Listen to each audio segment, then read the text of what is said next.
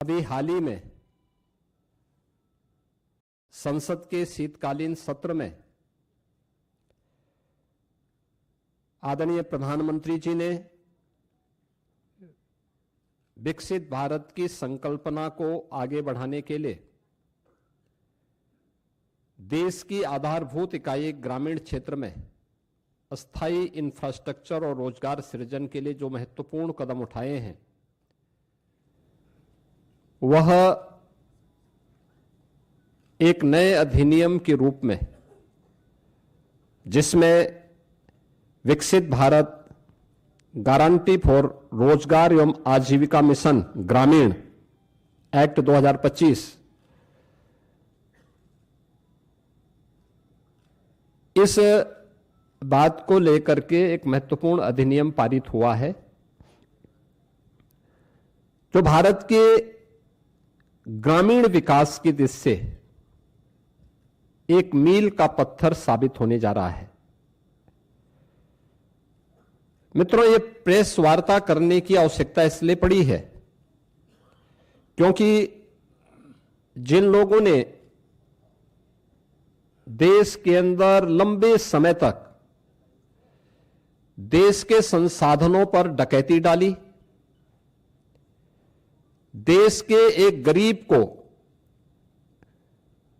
भूखों मरने के लिए, देश के नौजवान को पलायन करने के लिए, बेरोजगारी का दंश झेलने के लिए मजबूर कर दिया था, वे लोग इस प्रकार के रिफॉर्म का और इस प्रकार के एक पारदर्शी और ग्रामीण भारत के विकास का और विकसित भारत की संकल्पना का समर्थन करेंगे तो कहीं उनकी पोल न खुल जाए,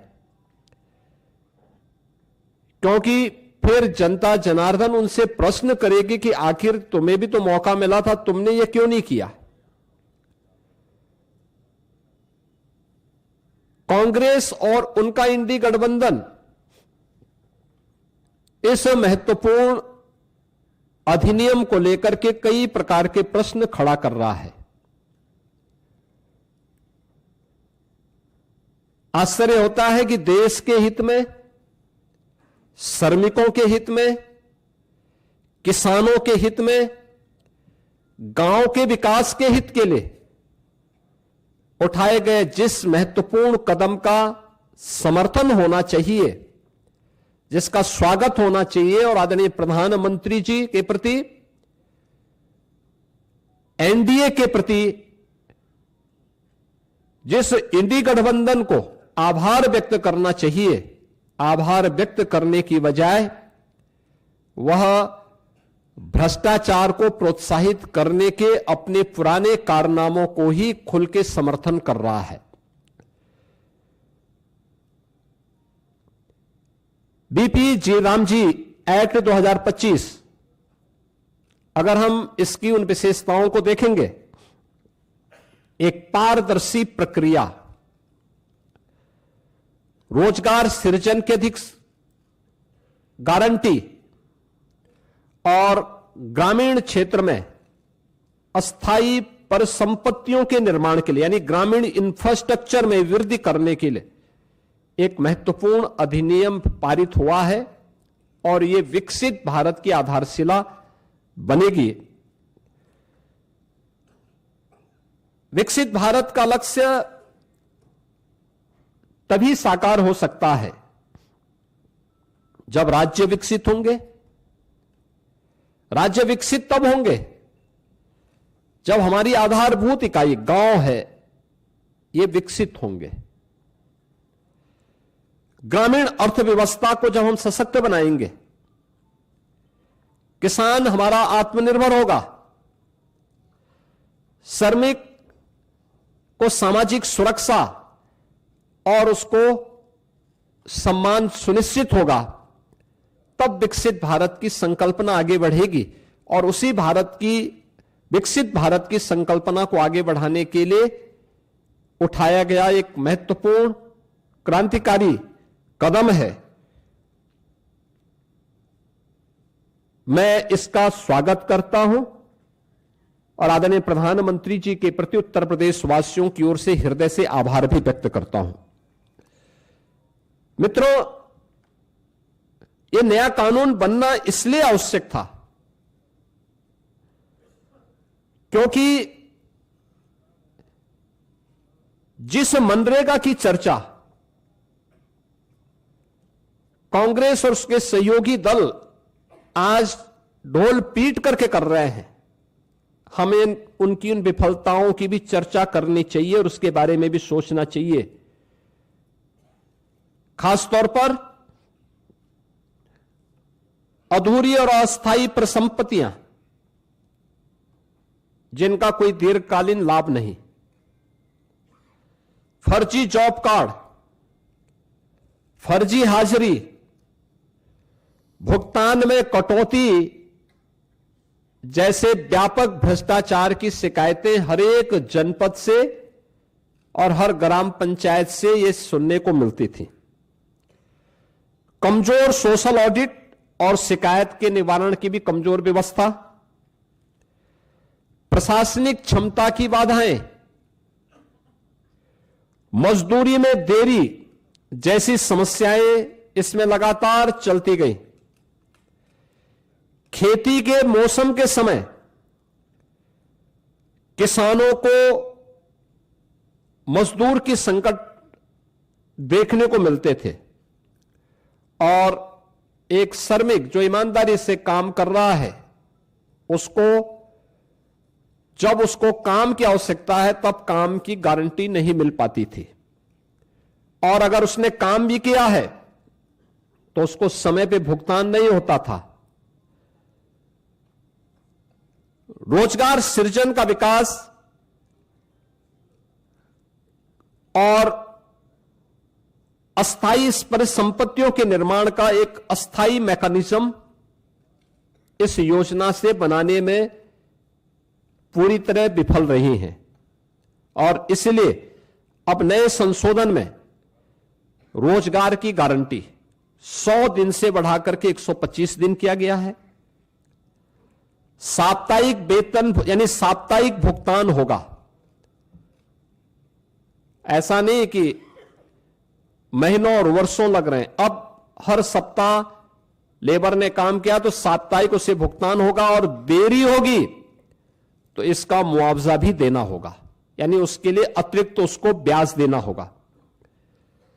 समय पर काम नहीं मिलने पर बेरोजगारी भत्ता अब कानूनी अधिकार हो गया है। यानी अगर कोई व्यक्ति कहता साहब मुझे काम चाहिए और काम नहीं दे रही है ग्राम पंचायत, तो उसके बदले में उसको भत्ता की गारंटी होगी। खेती के मौसम में किसानों को मजदूरों की कमी न हो, इसके लिए राज्यों को बुआई और कटाई के समय 60 दिन तक कार्य का विराम देने का अधिकार भी राज्यों को दिया गया है। राज्य तय करेंगे कि कब खेतीबाड़ी का समय है, उस समय मनरेगा के कार्य स्थगित रहेंगे, खेतीबाड़ी के कार्य के लिए लोग पर्याप्त संख्या में लोग मिल पाएंगे, और 125 दिन की गारंटी वर्ष भर में जो भी कार्य करने के इच्छुक हैं उन श्रमिकों को प्राप्त होगा। किसान और मजदूर दोनों के हित इसके माध्यम से सुरक्षित रखने की गारंटी दी गई है। खोदने और भरने वाली कामों पर विराम होने से स्वाभाविक रूप से जिनके हित प्रभावित हो रहे हैं वो चिल्ला रहे हैं, क्योंकि गड्ढा खोदते थे फिर उसको पाटते थे। ये प्रक्रिया अब उनके हित प्रभावित हो रहे हैं तो स्वाभाविक रूप से उनका चिल्लाहट होना स्वाभाविक रहे। अब इसमें 4 श्रेणियां दी गई हैं जिसका निर्धारण ग्राम पंचायत स्वयं तय करेगी। एक, मनरेगा का उपयोग जो पहले होता था वह कोई अस्थायी परिसंपत्ति आप नहीं बना सकते थे, लेकिन अब विकसित भारत जी राम जी के माध्यम से हम अस्थायी संपत्ति का निर्माण कर सकते हैं, और उसके लिए 4 प्रकार के प्रायोरिटीज तय की गई, प्राथमिकताएं जो तय की गई, श्रेणियां। एक, जल संरक्षण के लिए आप देख रहे होंगे ग्रामीण क्षेत्र में या शहरी क्षेत्र में अक्सर आप देखते हैं ग्रामीण क्षेत्र में बहुत सारे ब्लॉक को हमें वहां पर डार्क जोन ग्रुप के रूप में घोषित करना होता है। पानी की मात्रा बहुत नीचे जा चुकी होती है, कोई वहां पे स्थायी व्यवस्था नहीं बन पाती है। आप इस योजना के माध्यम से जो मनरेगा में व्यवस्था नहीं थी, विकसित भारत जी राम जी के माध्यम से गारंटी दी गई है कि वह इसके माध्यम से जल संरक्षण की अस्थायी व्यवस्था क्रिएट कर सकते हैं, यानी रेन वाटर हार्वेस्टिंग की व्यवस्था, चेक डैम की व्यवस्था और उससे जुड़ी हुई अन्य सुविधाओं को वहां पे गांव में वो क्रिएट कर सकता है। ग्रामीण बुनियादी इंफ्रास्ट्रक्चर के माध्यम से वह इन चीजों को वहां पे विकसित कर सकता है। सड़क, नाली, इन सब का विकास कर सकता है। आजीविका संबंधी इंफ्रास्ट्रक्चर को भी इसके माध्यम से क्रिएट कर सकता है। खेल का मैदान बना सकता है, ओपन जिम का निर्माण कर सकता है।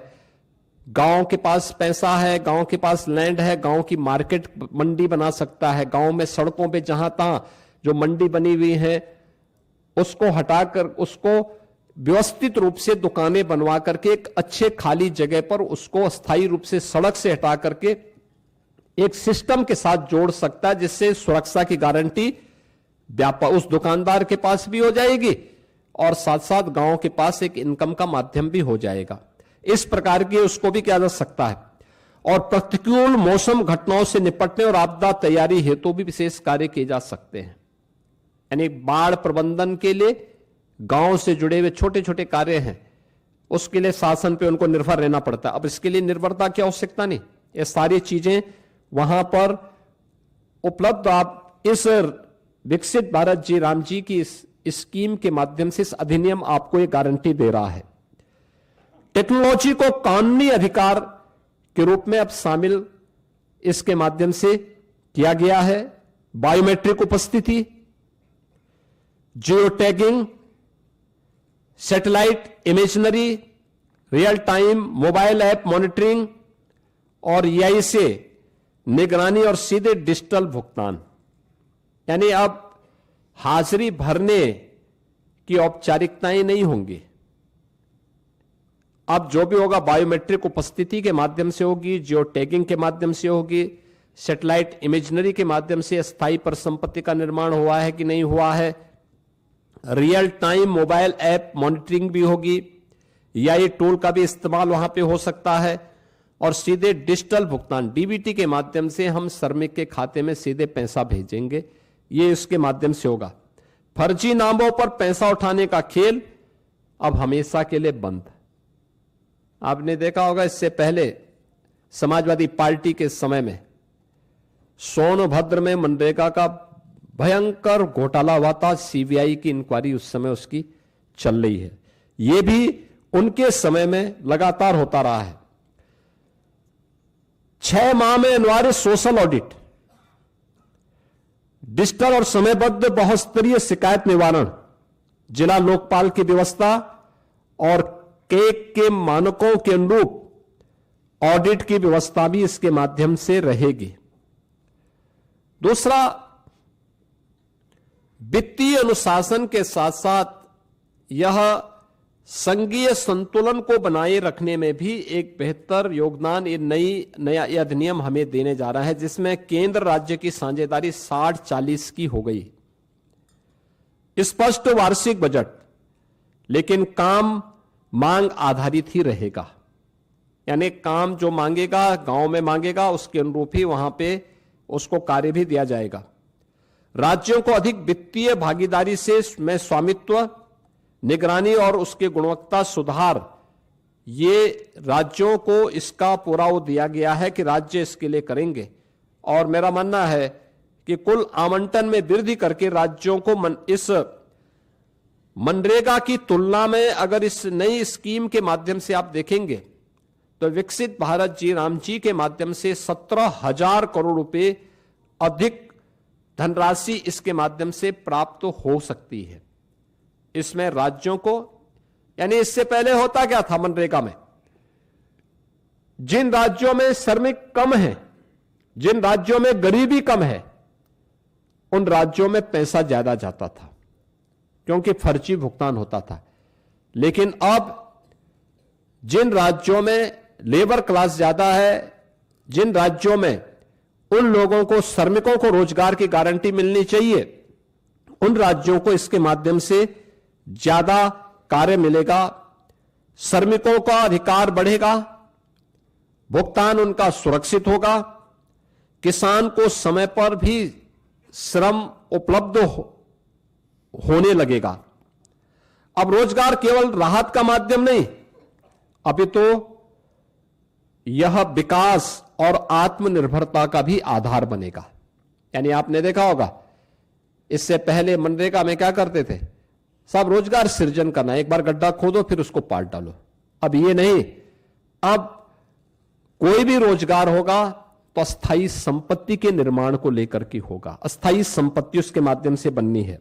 और विकसित भारत 2047 के विजन के अनुरूप ग्रामीण भारत अब राष्ट्र निर्माण पर और अधिक सक्रिय भूमिका का निर्वहन इसके माध्यम से कर पाएगा। मित्रों, विकसित भारत जी राम जी की इस अधिनियम को पारित करने के लिए मैं आदरणीय प्रधानमंत्री जी का, केंद्रीय ग्रामीण विकास मंत्री माननीय शिवराज सिंह चौहान जी का, पूरे केंद्रीय कैबिनेट का हृदय से मैं आभार व्यक्त करता हूं। और मैं इसलिए भी धन्यवाद देना चाहूंगा कि उत्तर प्रदेश जैसे राज्य को इससे काफी लाभ होगा और उत्तर प्रदेश सरकार इस कानून को पूर्ण संवेदनशीलता के साथ, पारदर्शी तरीके और प्रभावशालिता के साथ उत्तर प्रदेश में हम लागू करके रोजगार की एक नई गारंटी के साथ प्रदेश के अंदर हम लागू करेंगे। हमारा स्पष्ट लक्ष्य है, हर पात्र को समय पर काम, हर गांव में टिकाऊ परिसंपत्तियां और हर श्रमिक के जीवन में सम्मान, सुरक्षा और खुशहाली हर हाल में प्राप्त होनी चाहिए। और आदरणीय प्रधानमंत्री जी के इस विजन के अनुरूप हम उत्तर प्रदेश के अंदर इसे प्रभावी ढंग से लागू करेंगे। और मैं फिर इस बात को कह सकता हूं कि विकसित भारत जिनकी संकल्पना में नहीं है, श्रमिकों का हित और किसानों का हित जिनके एजेंडे में कभी नहीं रहा है, ग्रामीण भारत का विकास हो और हर नागरिक को सम्मानजनक जीवन जीने का अधिकार मिले, ये जिनके एजेंडे में कभी नहीं रहा है, वे लोग तमाम प्रकार की भ्रम की स्थिति पैदा करना चाहते हैं और वही लोग इसका दुष्प्रचार भी कर रहे हैं। विकसित भारत जी राम जी का यह अधिनियम भारत के श्रमिकों के लिए, भारत के किसानों के लिए, भारत के ग्रामीण भारत के विकास के लिए एक मील का पत्थर साबित होगा। और उत्तर प्रदेश सरकार इस अधिनियम का समर्थन करती है और इसको पूरी प्रभावी तरीके से लागू करने के लिए अपनी प्रतिबद्धता को दोहराती है। धन्यवाद जी।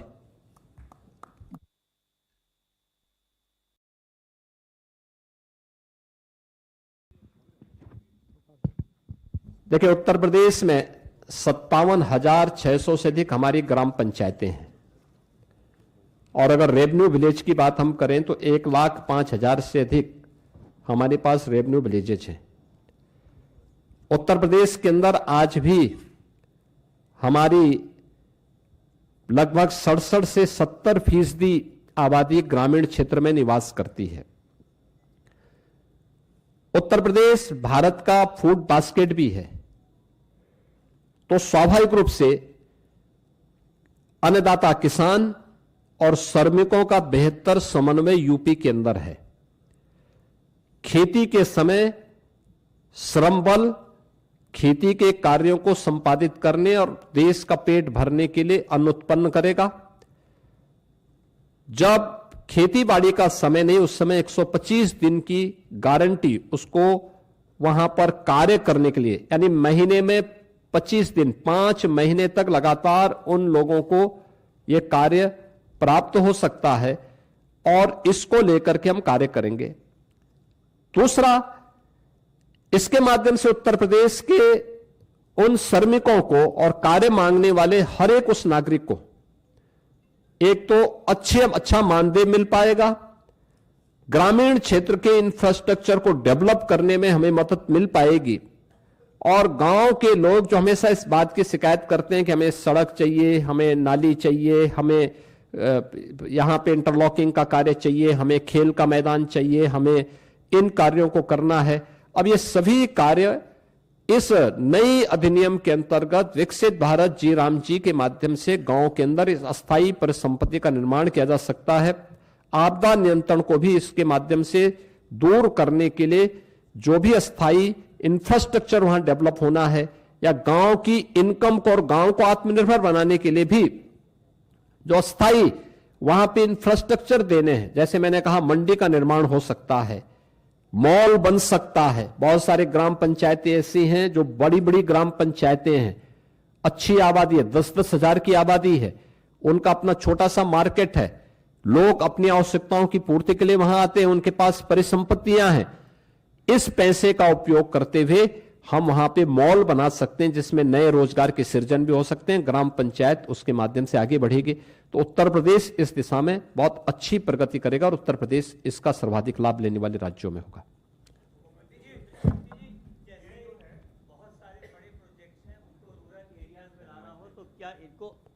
मुख्यमंत्री जी, अगर बड़े प्रोजेक्ट्स हैं उनको रूरल एरियाज में एम्बिशियस ग्रोथ प्लान है उसमें लेके आना हो, तो क्या ये इसको जी राम जी को आउटसोर्स करेंगे? देखिए, मैं कहा ग्रामीण अर्थव्यवस्था को आगे बढ़ाने के लिए, ग्रामीण इंफ्रास्ट्रक्चर को विकसित करने के लिए, ग्रामीण इंफ्रास्ट्रक्चर और आजीविका को विकसित करने के लिए विकसित भारत जी राम जी का बेहतर उपयोग हो सकता है और इसका हम उपयोग करेंगे। धन्यवाद मुख्यमंत्री जी एक सवाल मेरा है। अरे हो गया। आप सभी लोगों का धन्यवाद। आप लोगों के लिए जलपान की व्यवस्था है, कृपया उसको लेकर के जाएं।